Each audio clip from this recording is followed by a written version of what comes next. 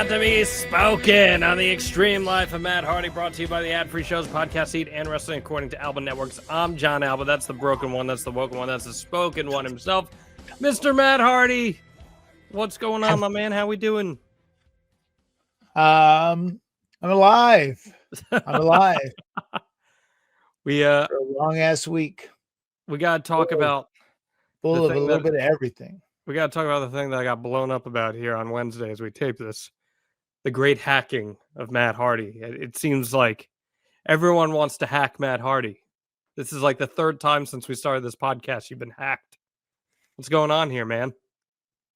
I don't know. It's like someone riled up the world, made them mad at me, and someone wanted to hack me. I don't know.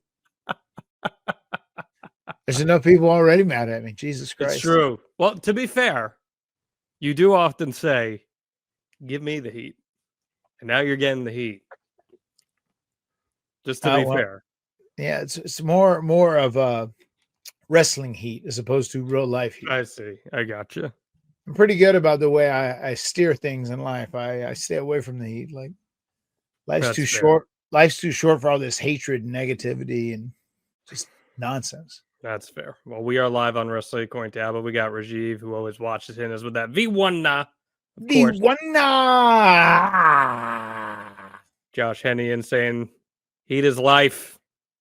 I guess so. I mean, you're Coach not Rosie wrong. Says, "Hey, champ."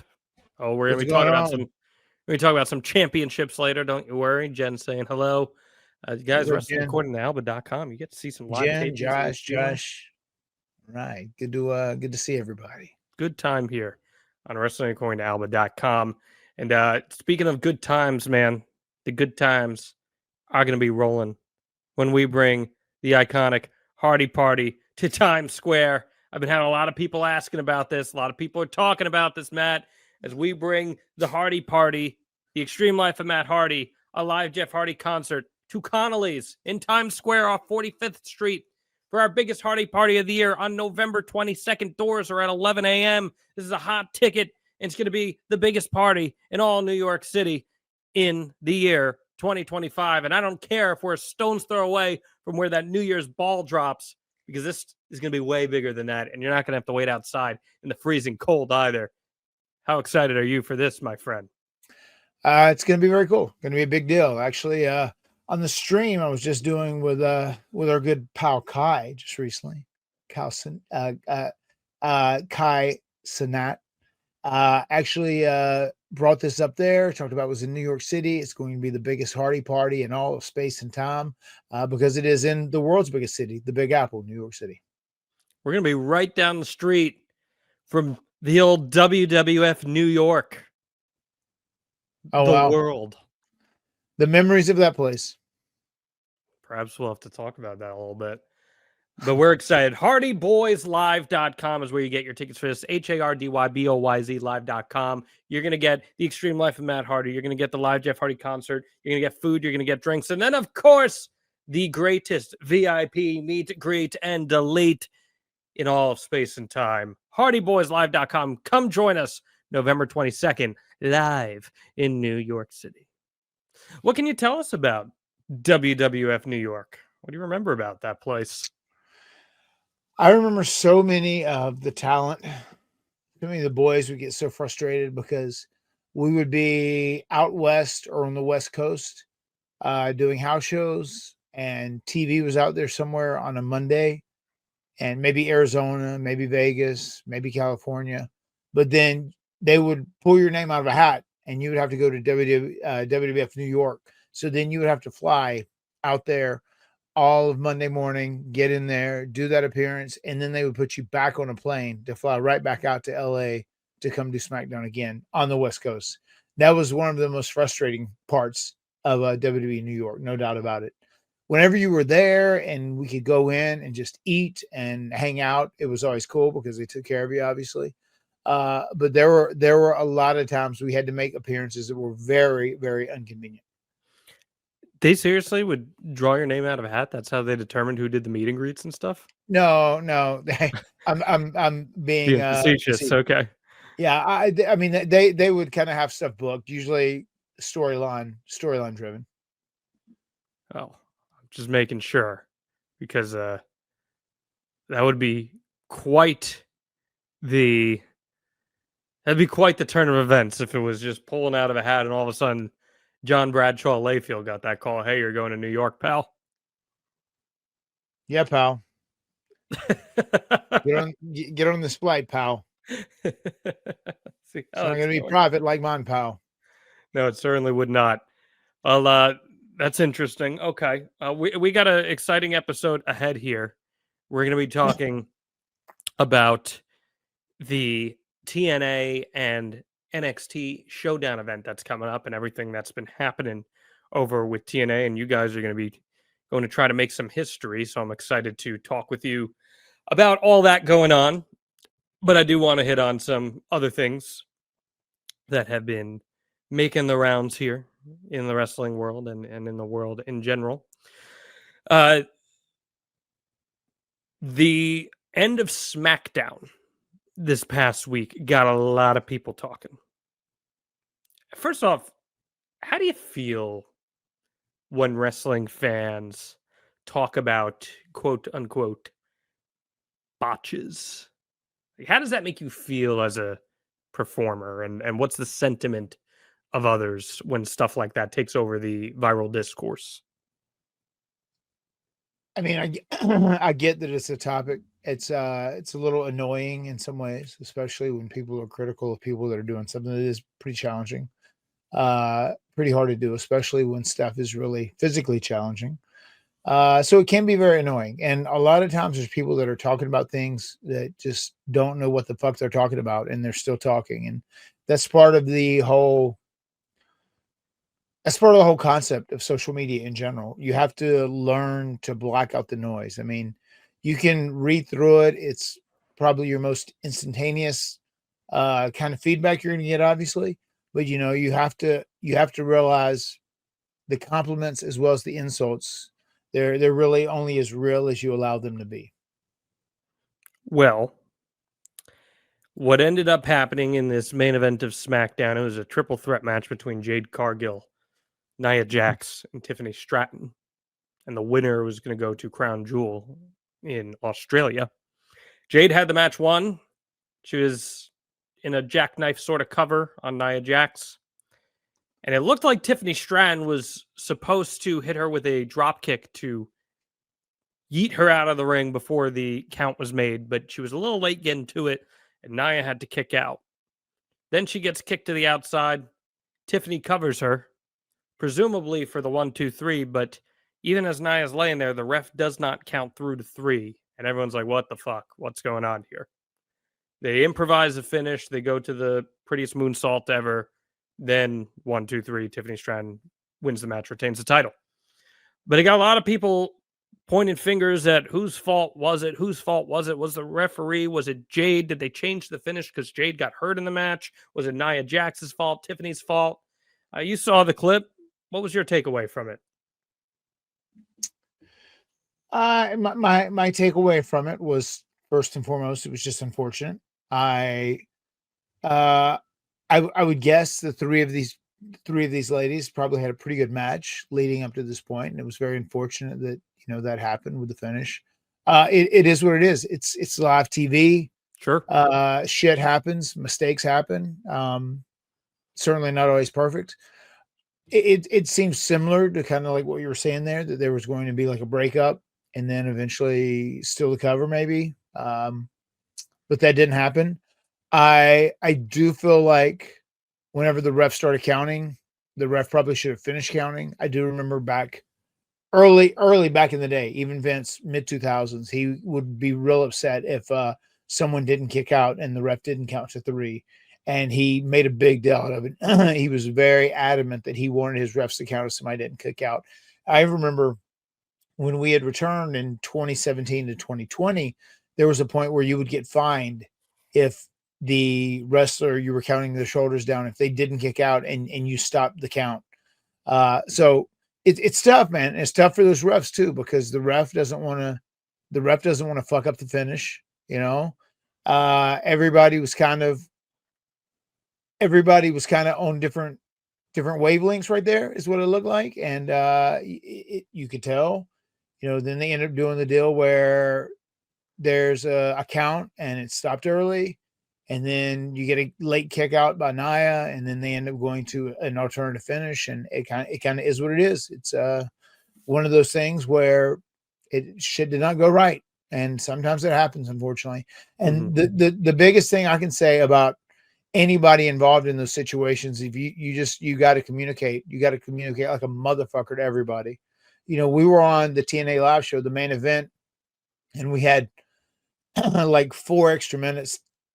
It just tagged on, and like they weren't ready for it or prepared for it. So like I was out there yelling and screaming at people, just trying to like relay game plans and like what we need to do to continue going. And didn't go perfect, but once again, it was still of a high quality enough that nobody knew there was anything wrong. No one knew that matches, we got 4 more minutes out of it when we weren't supposed to in the beginning. So it's tough. You really got to communicate. And sometimes when you have multiple individuals in a match, it's hard to communicate because not everyone is in the area that you can communicate with them. From your experiences, do most referees prefer to know the finish ahead of time?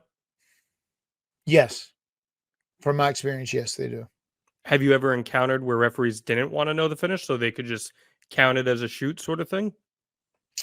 I have been in that situation, but it was very obvious who the winner was going to be, and also very obvious what the finishing move was most likely going to be as well. Like what? Can you give an example? If myself and Jeff were wrestling 2 local guys that weren't under contract, we get used a lot. Okay. But otherwise, the referee generally is in on the finish in matches. I mean, they should be.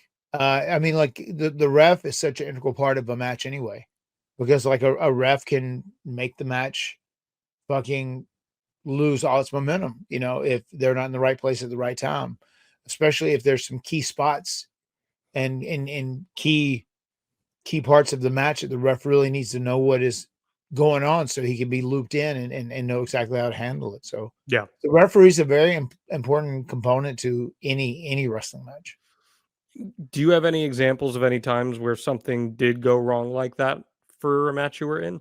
Maybe not to that extent per se, but the rails kind of fell apart and you had to put everything back together. I know you just said you had an example of a time where you had time added, but maybe where the referee messed up or someone accidentally kicked out or anything like that. I mean, and sometimes, well, I do remember there was a time where, trying to think, it was with Earl Hebner. We had a big match. It was an 8-man tag. I want to say the Edge and Christian, New Age Outlaws were involved. Something happened where the finish got fucked up, but there was supposed to be a pull that didn't happen, and the pull didn't happen, and then maybe the ref didn't, break the count or stop the count, or maybe he made the count, whatever it was. But I remember it was just kind of very. Like a guy was supposed to be pulled off while making the cover. You're saying a guy was supposed to be pulled out of the ring, right? I think, or maybe pulled off. It was supposed to be a big pull, a pull from the floor, and it didn't happen the way it was supposed to. And it did play into the finish and messed up. We had to do an alternative finish, which sucks. I mean, there's sometimes just actual mistakes happen. For instance, whenever we had the match against the Nemeth, Nick and Ryan Nemeth, there was a point where we had Ryan Nemeth get saved a couple times by his brother, and I had thrown him out of the ring just so he wouldn't get saved, and we hit him with something big, and I'm running to make sure he can't get back in the ring. And like I'd said this, like, I'm going to clear the space and go over here. And there was a female ref, and as the ref slid into place, she slid like right underneath me as I started running that way. And I'd like stepped over, and she got stuck for a second, and like she stopped the count or whatever. And it was a clunky, weird spot. But like at the end of the day, it didn't fuck with the momentum of the match. You know what I mean? But I mean, that there is stuff that can happen just out of happenstance. That's kind of how that happened. I just happened to be going in that way to be protecting the ring from Ryan Nemeth getting back in and breaking things up again for a third time. And the ref happened to slide underneath me right as I just started running and striding with the Jimmy legs. Josh saying Earl rang the bell too soon in 1997. That caused a ruckus. Ever hear Yeah, about that one? I don't think that one was a mistake though. Ever hear about that one? People are talking about this. I think that one went down just as planned. Rosie wants to. You How got to many? tell me. You got to tell me, Sean. You got to tell me, Hunter. Did you know? Did you know? Mm, What I was that? swear. I swear I didn't know. I swear to God, didn't know anything. What was that? We just missed. What was that comment there we missed, John? How many wrestlers get to choose which referee does their match? Usually you're just assigned a ref. A lot of times there are guys who like to work with certain refs or refs that like to work with certain guys. But usually you're just assigned a ref. Did you have any personal favorites? It's okay. You're not throwing anyone under the bus for not picking them. And you maintain good relationships with a lot of the referees from your WWF days, so I'm curious. I don't have any problems with any of the refs. Yeah. I mean, in life, I don't have any problems with anyone. Yeah. I know you got some good Kyoto stories, but yeah, I mean, Kyoto was always good. You worked a lot on SmackDown with Baby Hebner. Yeah, Baby Hebner. Jimmy Corderas was always really good. I always enjoyed working with him. I did enjoy working with Brian Hebner.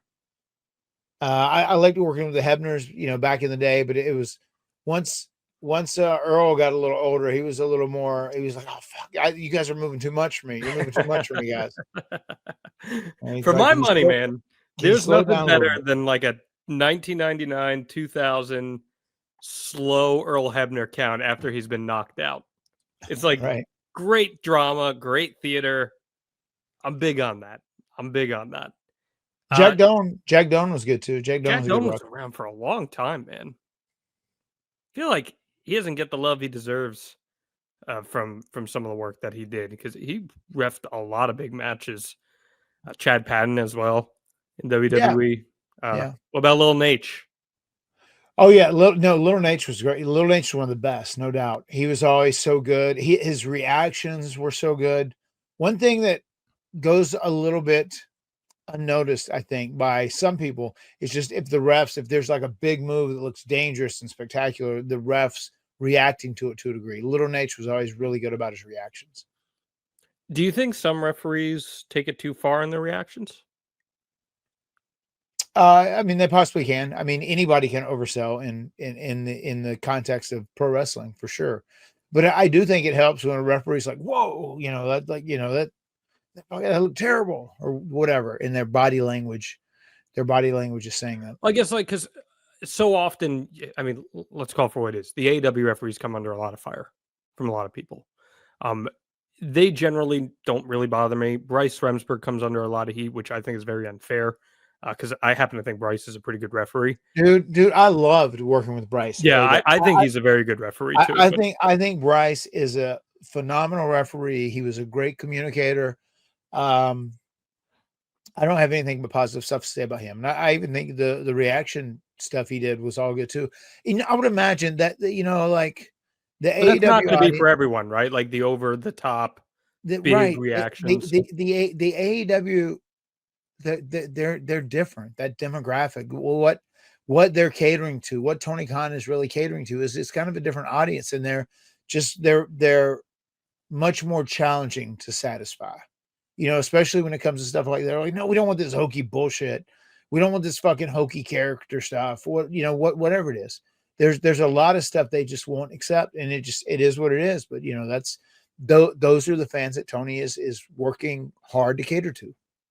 Well, I would say AEW fans don't have an issue with it. I'd say it's more the non-AEW fan that has the issue with the reactions and the over-the-top nature. You don't think the sickos are part of the people that think the reactions are too much?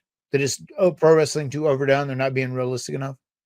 No, I don't. I think most of the sickos are probably down with the role that the referee is playing into it. Yeah. I'd say it's the non-AEW fan that it tends to have more of the issue with the presentation of that and how that is portrayed.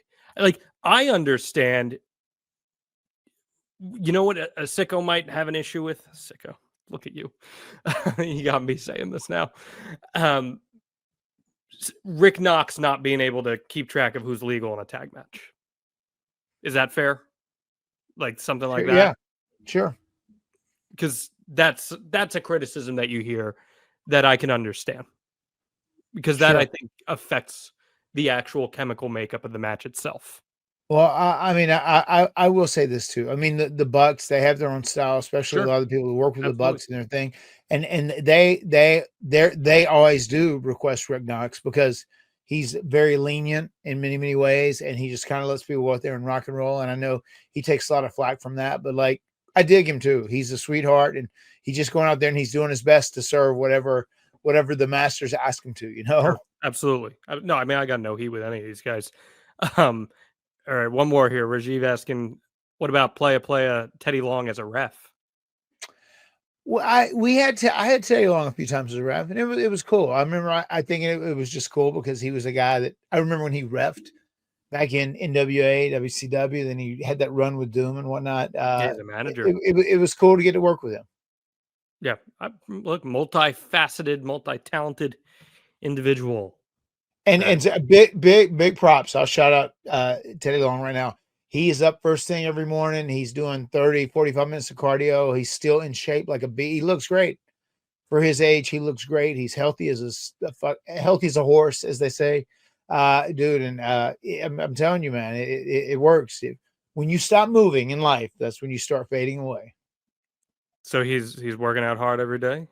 Yeah, getting a good sweat on. He's getting that sweat on, dog. I know where we're going.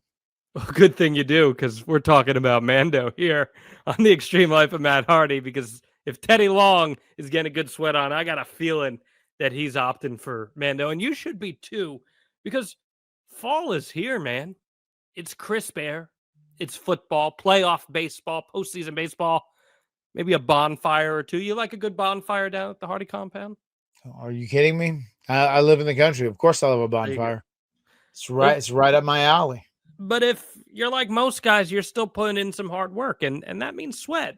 You don't want to let body odor sideline you. Mando deodorant plus sweat control is for real working individuals. It's formulated to stop odor before it starts, and it doesn't mask odor with overwhelming fragrance, so you can tackle anything from the job site to maybe even tailgating with confidence. Don't mask it, Mando it. With one swipe, you're good to go. This isn't your typical deodorant. It's clinical strength, 2 times better at controlling sweat than the standard deodorant. It controls both sweat and odor for 72 hours. That's an entire Matt Hardy signing weekend. That's pretty damn impressive. And after just 12 hours, underarm sweat was reduced by 92%. It doesn't just mask odor, it prevents it 100%. That's 100% of study participants experience all-day odor protection. We love Mando here on the Extreme Life of Matt Hardy. We've been plugging Mando for a long time, and I got a feeling that you're going to like Mando quite a bit too. Mando's starter pack is perfect for new customers. It comes with a solid stick deodorant, cream tube deodorant, 2 free products of your choice like the mini body wash or those deodorant wipes that I love so much. And I know you're signing at Comic-Con. I think I'll bring you some extra deodorant wipes as well, because that's a long day, me and some of those fans. You know what I mean? It is. You're going to get free shipping as well. As a special offer for our listeners, new customers get 20% off site-wide with our exclusive code. Just use code HARDY at shopmando.com for 20% off site-wide plus free shipping.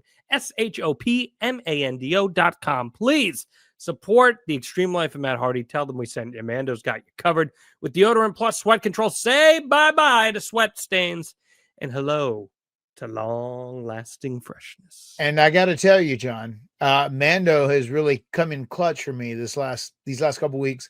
I am training hard for one of the biggest weeks in myself and Jeff's career. Obviously, we got so many big dates coming up, so I have been killing it. So Mando has helped me stay fresh and clean. Shopmando.com. Tell me Extreme Life of Matt Hardy sent you.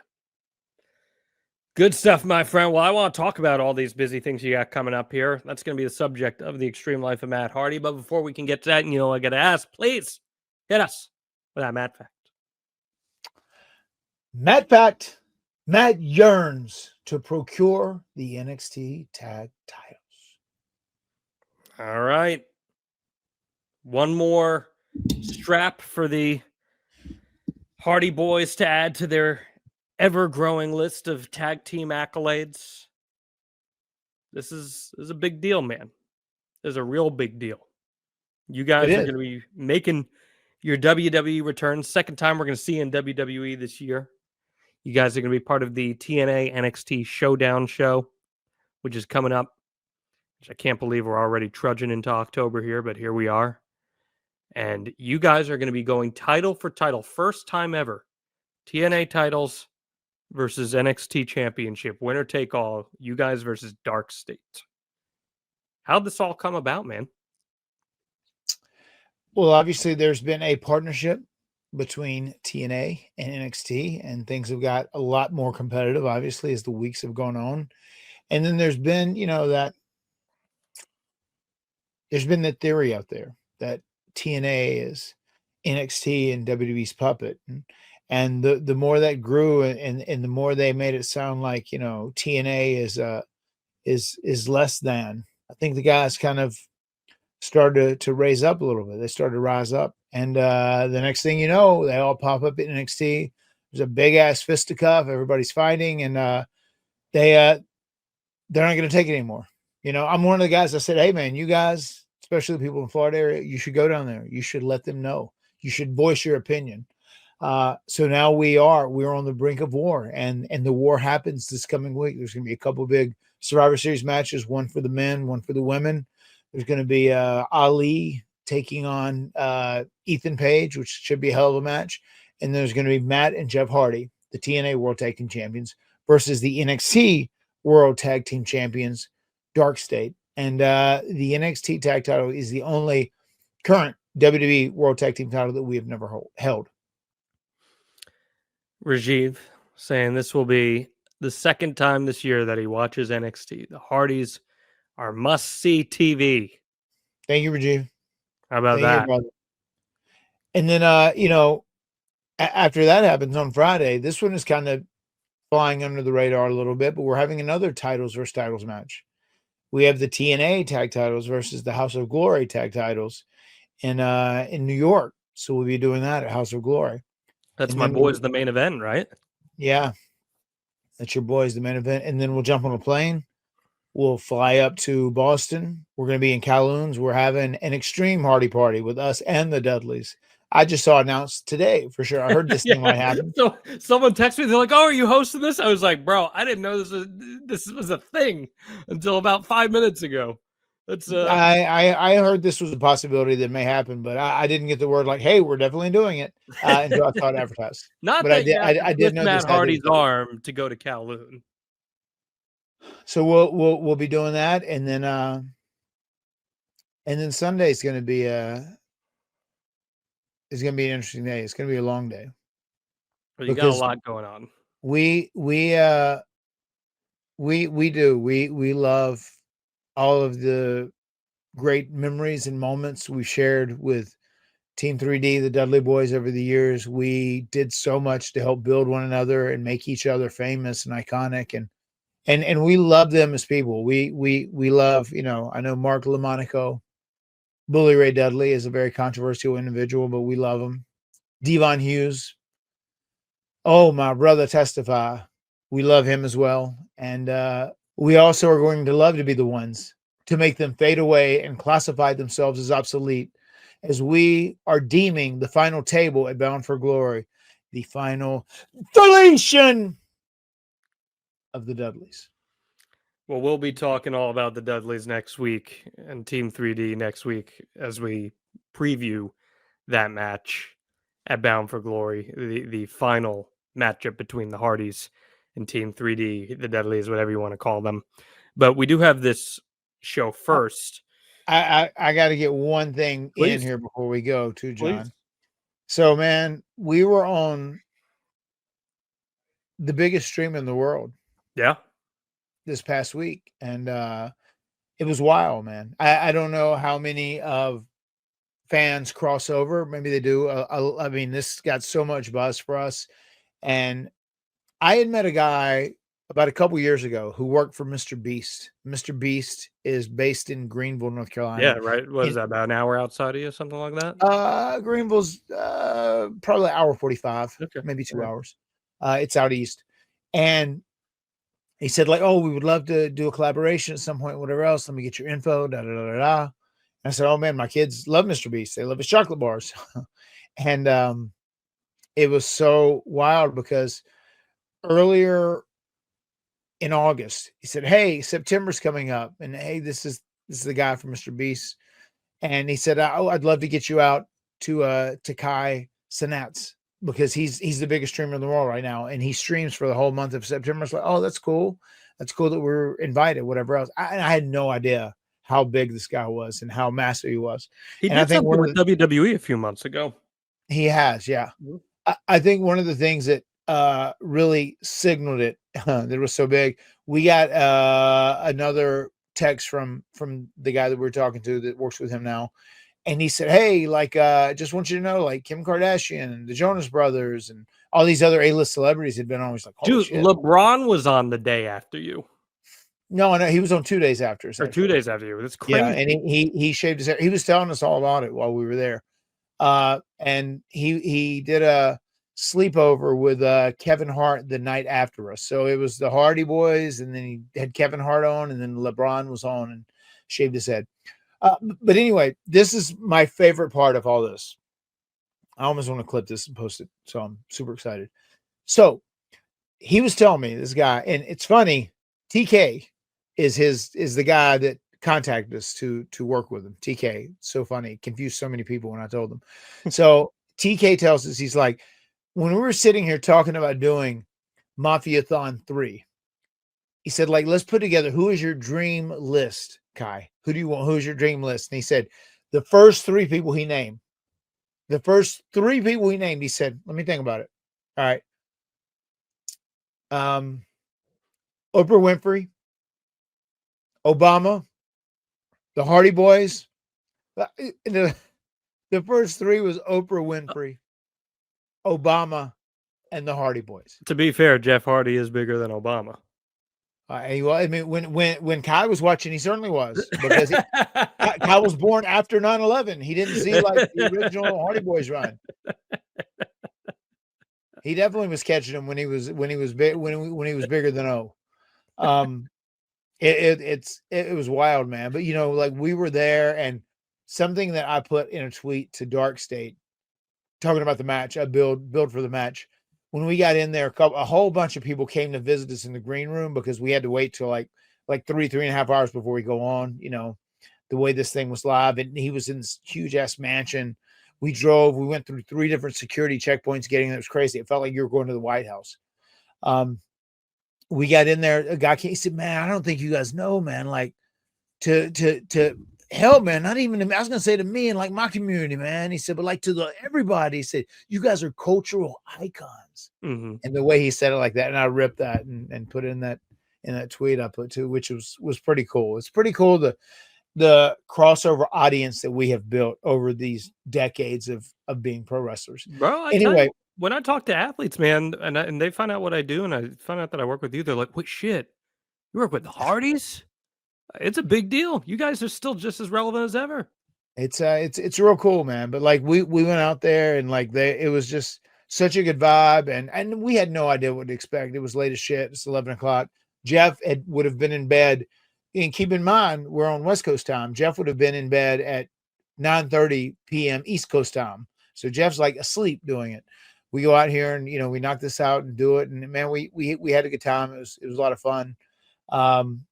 Made the long trip up to Edmonton, had a great time there. Edmonton, thank you so much. You were an amazing crowd to TNA, 2 packed nights, and the crowd was red hot. Really enjoyed my tables match with AJ Francis as well.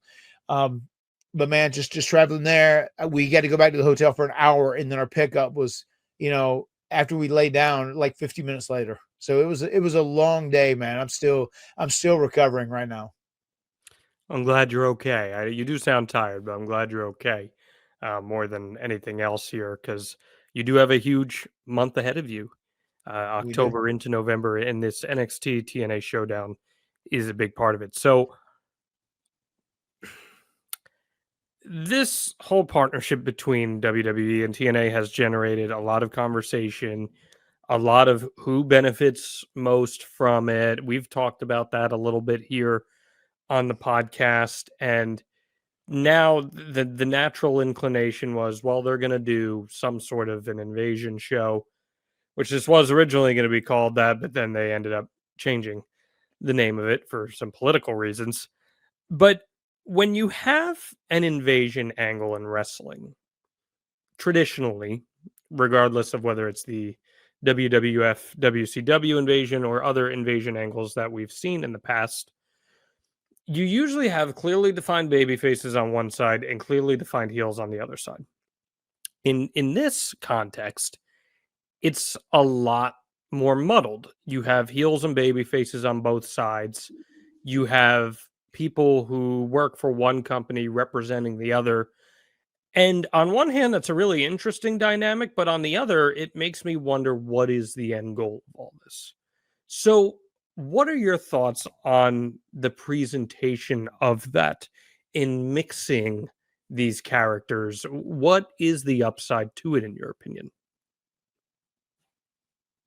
It seems like to me, in what you talked about as far as mixing some, you know, TNA talent. There's a TNA talent that is a TNA champion that is on Team TNA for the women.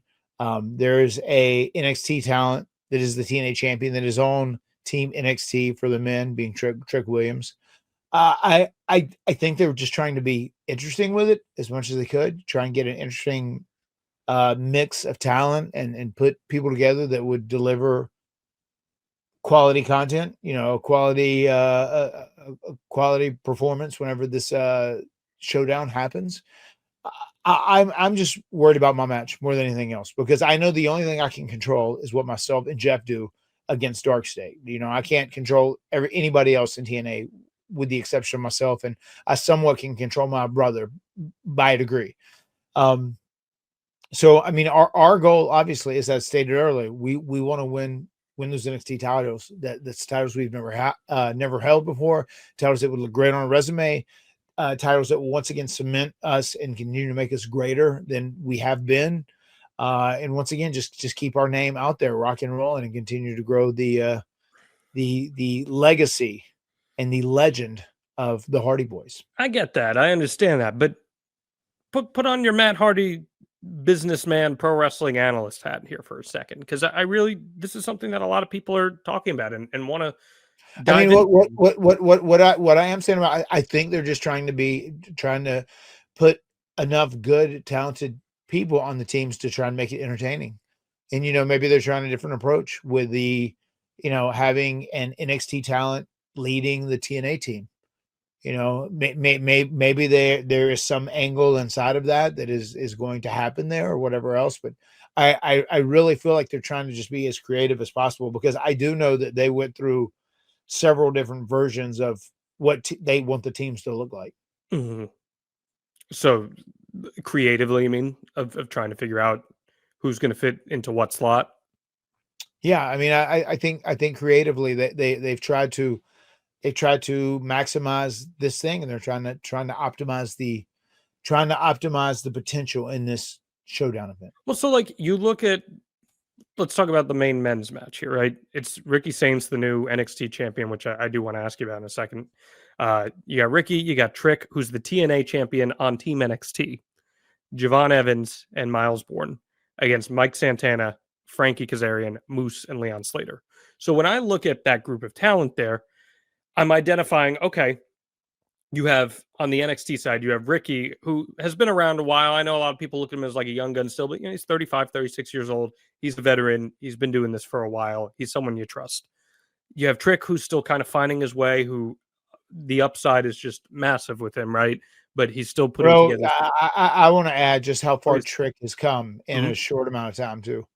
And I can say that speaking from experience from being in the ring with him. By the time this drops on Thursday, it'll air. We were in a match together. Like Trick has come such a far way since he started. Okay. So combining him with Javon Evans, who I mean, I think and everyone knows this, clearly WWE has very big plans for Javon Evans at some point, just based on what he's been doing. And Miles Bourne, someone who you've grown to really like, and I think a lot of people in NXT really like and see a high ceiling for him as well. Yeah, They're going. no, I love Miles Bourne. Yeah, Love Javon too. They're all talented, and you're going against Santana, Kazarian, Moose, and Slater, where you have some of the more inexperienced guys on the NXT side, but then you're putting them in the ring with Santana, who is a long-time vet, has been doing this for a very long time. Kazarian, who a Hall of Fame caliber talent. Moose, who has been at the top of the game for a long time. And then you have Leon Slater, who is a younger talent, finding his way, growing rapidly, clearly a very high ceiling with him as well. So when I'm looking at that on paper and I'm looking at the makeup of the match, it says to me, okay, we want to get a really good mix of veterans and rookies together for everyone to play off of each other. Does that feel like a fair assessment of that? I mean, I think so, but I think they're looking at people that are going to be players. Sure. I think sure. all of these people in this match, their respective promotions think they're going to be players for a long time to come. Sure. How do you feel about Ricky winning the NXT title? Super happy for him. I enjoyed getting to know Ricky in AEW.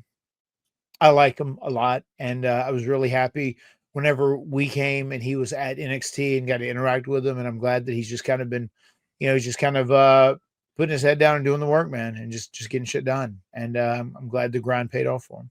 Yeah, a lot of wrestling fans got a lot of male fans, I should say, got real hard watching him win that title. And that's also because they have Blue Chew flowing through their systems here. And how could they not? Because Blue Chew is so damn versatile. They can enter the room dick first these days. That's what the rumor and innuendo says. Blue Chew isn't just a tablet. It's a cheat code for your crotch. Stronger, harder, longer lasting, like someone gave your downstairs a pep talk and a gym membership.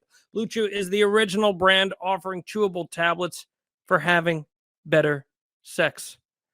Matt, you are just talking about how tired you were this weekend. You've been traveling all over the place, but when the moment strikes, you can count on a Blue Chew. I want to make you aware of that. It is in your arsenal. It's going to make you go from broken to woken. That's a really reassuring feeling to have, isn't it? Yeah. You don't have to reinforce that on me. I know, brother. You were breaking tables this past week, but that wasn't the only thing you were breaking. Yeah, I've already got my quota in today as it is. Oh, okay. All right. Well, there's different types of Blue Chew you can take. Some of them keep it flowing through your system for like 2 to 3 days. So don't you quit, my friend.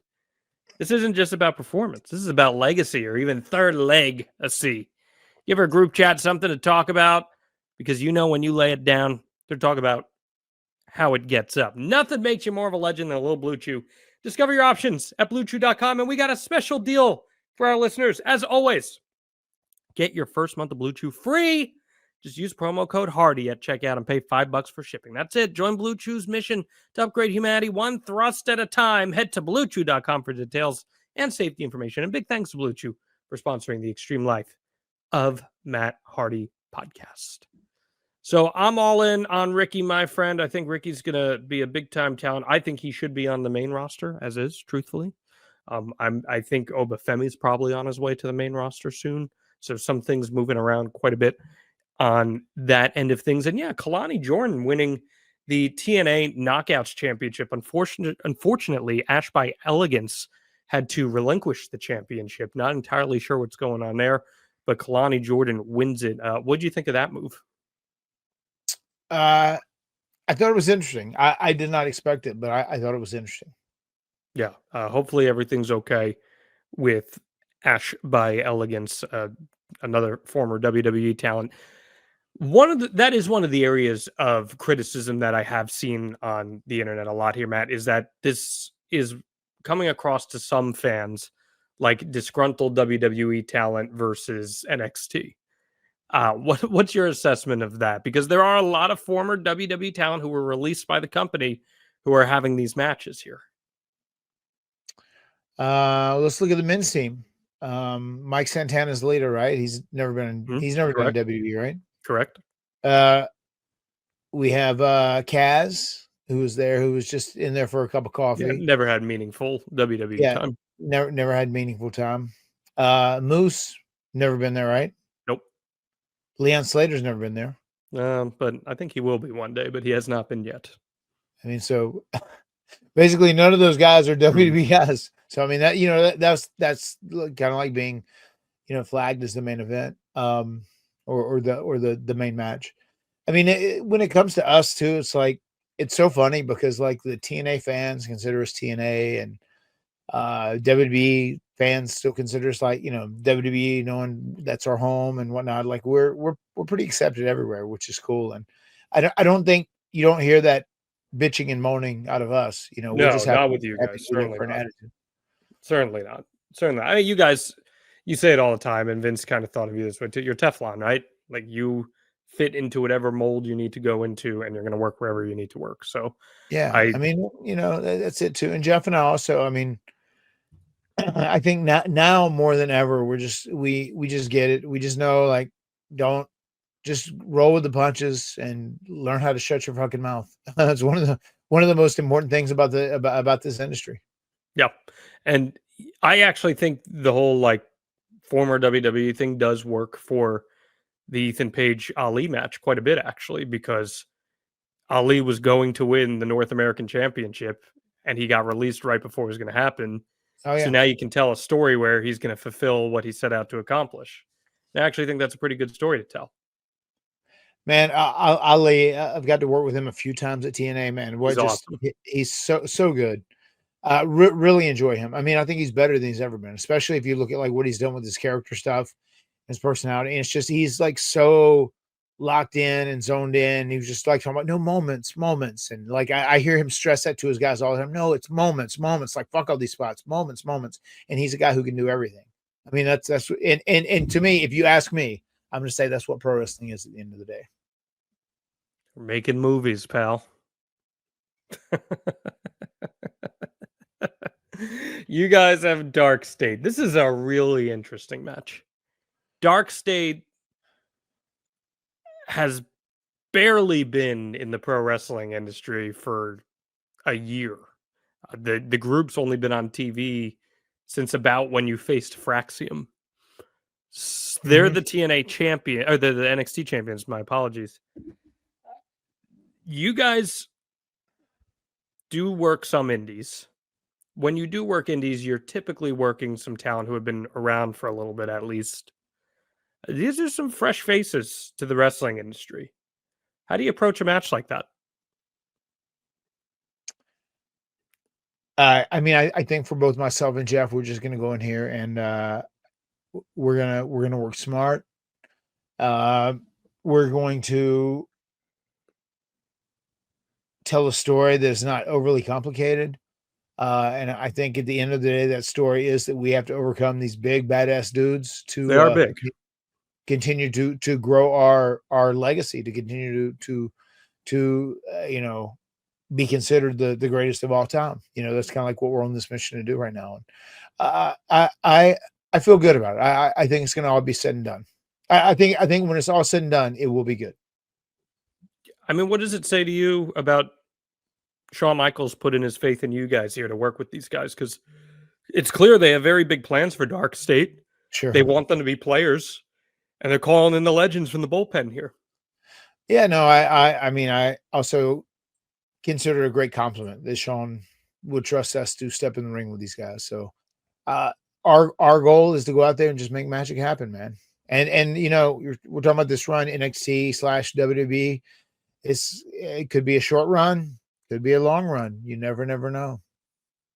Have you had a chance to speak with Shawn recently? I have. I did have to speak with Sean just recently. So very enjoyable I was gonna say, interaction. how'd that go? How are you feeling about what he's got going on here with this I mean, whole program? I'm a huge advocate of Sean and NXT. I remember there was a point where, he just said like when he was done wrestling back in the day, he's like, I'll just be out of here, whatever else. I don't want to do all this other stuff. Like, Hunter wants to, kind of be a coach and, be a boss or whatever else, but I really don't. But I think his kids grew up and Once his kids were gone, he's like, oh, I'm just kind of bored. I miss wrestling. Now He what? ended up, he ended up, going out to Orlando and running NXT, but it is just such a labor of love for him. Like, you can just see the twinkle in his eye when his guys go out and he's worked hard with them, and his eyes are twinkling and his heart is lit up whenever they go out there and succeed, and it works. So it's a special magic where you see a guy who loves wrestling so much, like HBK, and he's still able to give back and help through another vessel. Does it surprise you that Taker's been so hands-on with NXT?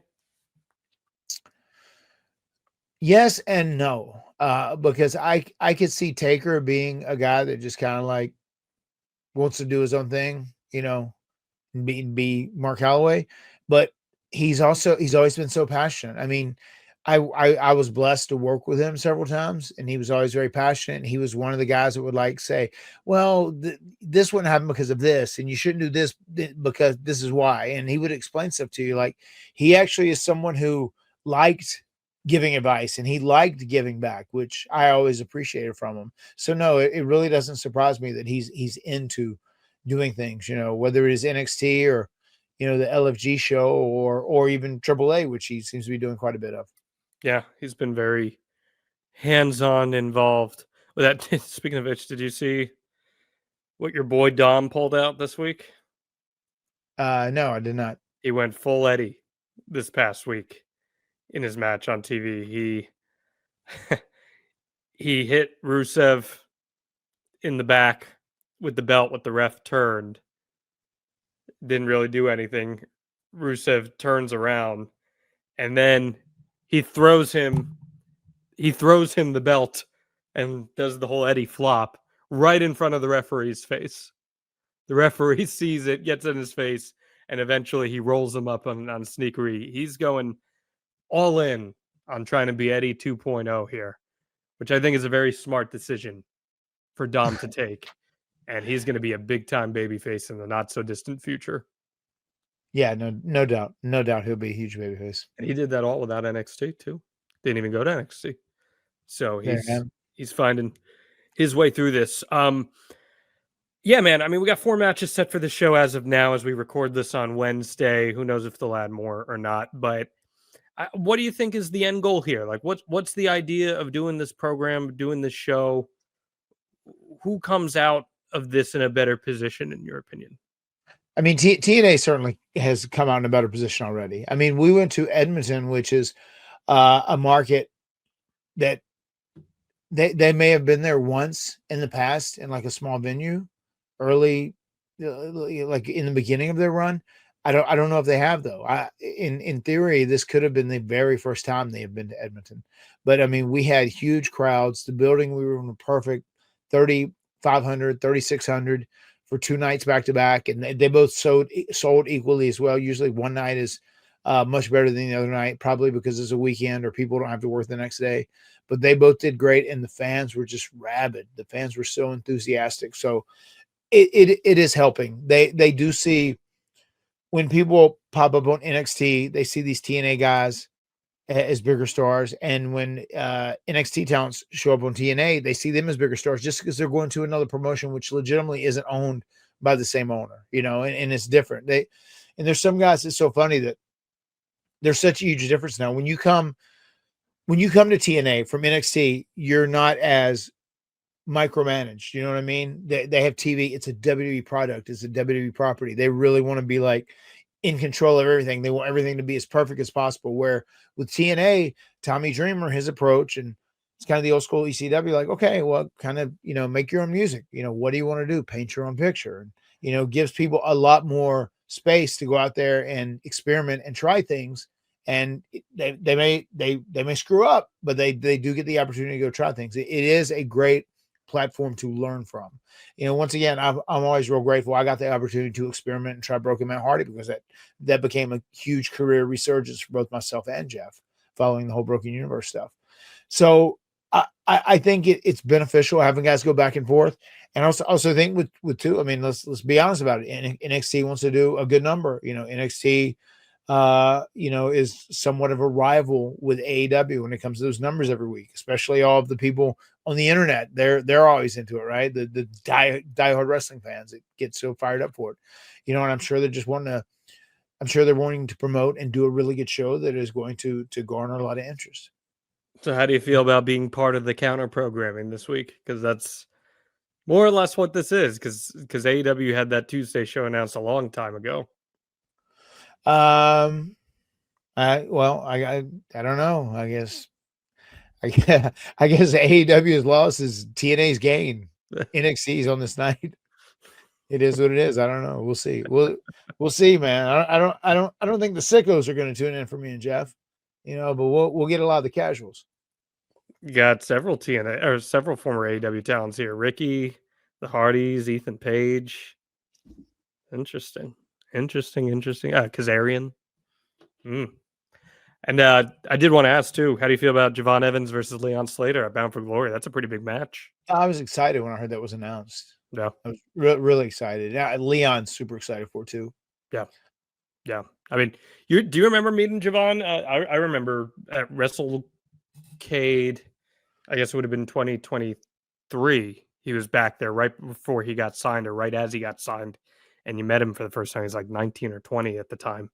He blows my mind watching him, what he's capable of doing. It's incredible. Yeah, I feel like I do kind of remember meeting him. I feel like I remember the name. Yeah. But I'd seen him on TV a few times, and whenever we did NXT for our first run that month or whatever, it was cool getting to interact with him there. He's what a great dude. I mean, and him and Leon remind me of each other so much in so many ways. And I was saying that, and like I was talking about that to Leon whenever we had that appearance on Thursday, whenever we did like the Champions Roll Call in Edmonton. We did a big exclusive Q&A and photo opportunity. And he told me that he thought they were going to be having a match coming up, which I was like, wow, that's so cool, man. That's perfect. It's great that they teamed up and worked together. And now they're going to be wrestling each other at Bound for Glory. I think that's a match that I think there's going to be a lot of legitimately diehard wrestling fans. Sickos. I think sickos would want to see the match between Leon Slater and Javon Evans, because it's gonna be a great match. They're going to go out there and go balls to the wall. Javon and Sami Zayn had an awesome match on TV too. So yeah, very high ceiling for him. Very high ceiling. It's gonna be a big deal. But yeah, that's a look at this show. That's a look at this showdown card. Anything else you want to say about it? No, it's going to be exciting. I mean, I guess we'll see. We'll figure it out. The next time we sit down here to talk and we do the extreme life of Matt Hardy, we'll know one way or the other if we have failed or succeeded whenever it comes to the showdown this week. So I'm going to bust my ass. I'm going to catch up on sleep these next few days. So I plan on succeeding. That's how I go through life. You got to succeed. You're going to want to be on that show next week, because the Hardys could be the NXT Tag Team Champions. Advertise with Hardy.com is how you get to do it. Promote your business to the extreme in front of thousands of listeners and viewers every single week. Advertise with Hardy.com. And of course, the extreme life of Matt Hardy, Jeff Hardy, the Hardy Party, coming to Connolly's in New York City. HardyBoysLive.com, November 22nd. Get your tickets now, folks. Do not wait for this, because this place is going to be packed out. It is going to be one for the ages. You never know who's going to show up at these things. It is going to be an all-time great Hardy party. HardyBoysLive.com. Anything else you want to add to the Die Hardys, my friend? Ooh, November 22nd. It seems like an eternity away in many, many ways. And it's going to be up here in a matter of hours, it's going to feel like. No, I know it will. I know how it is. But, it's one of those things, too. I'm very much a day-to-day person, one day at a time, not to overwhelm myself. So just trying to get myself mentally prepared for this week coming up, because it's going to be a long, tough week. And we've got a lot of stuff to do that is very vital and important for our legacy. And Jeff and I take a lot of pride in that. Hardy's existing to inspire, leading the way. Very excited. I learn something from you every day. I'm looking to you. I'm an uncle now. Now I got to learn how to deal with children. I see the example you try to set here, dealing with the gaggle every day. So now I got to find a way to keep these crazy hooligans in play here. But good luck to you guys. Very excited to see you hoist some gold and keep the expedition going. Because no one wants to see it stop. The expedition is back in full force. The words have been spoken. We'll see you next time right here on the Extreme Life. I'm Matt Hardy. Delete! My skin's dying because you're under it. I'm done lying to myself for this. For all the wonder and believing that it's making me weak. I'll fade away and classify myself as obsolete. My skin's dying. I'm done lying. SaveWithConrad.com. My name's Daryl. Came from Massachusetts and I moved to Wisconsin. And there's a lot of people that might be asking, why go with Conrad? Why go with Supreme Lending? And let me tell you something, brother. I think about the credentials, the tag team partner that I'd be working with. First of all, we got the podfather himself, Conrad. How can you go wrong with that? And then also go on to SaveWithEric.com, which, you know, who else could have kicked Vince's ass for 83 consecutive weeks? You can't beat that duo right there. But they did bring a secret weapon, and I didn't realize this because this was not advertised. I worked closely with Larry the Axe Thompson. And let me tell you, with all the stress with moving across the country with a large family that I have, it was reassuring to know that I had the enforcer at my back, handling questions from the other side of sellers, the other side with trying to find the right prices. He took care of all that. All I had to do was keep my eye on the prize and make it there to Wisconsin.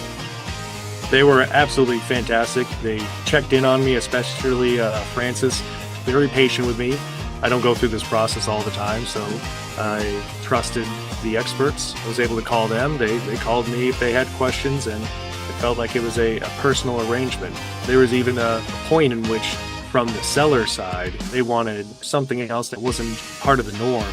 Francis straight up told me, hey, we're loyal to you. We'll do whatever you want to do, and we'll make sure that you guys are taken care of. They came through. I made it to the dream. I'm the champion of my own destiny here. They were able to help pave the way for me and my family. I couldn't be more happy with the results. I went from having less than an acre to now 20 acres worth of land. They made that dream a reality.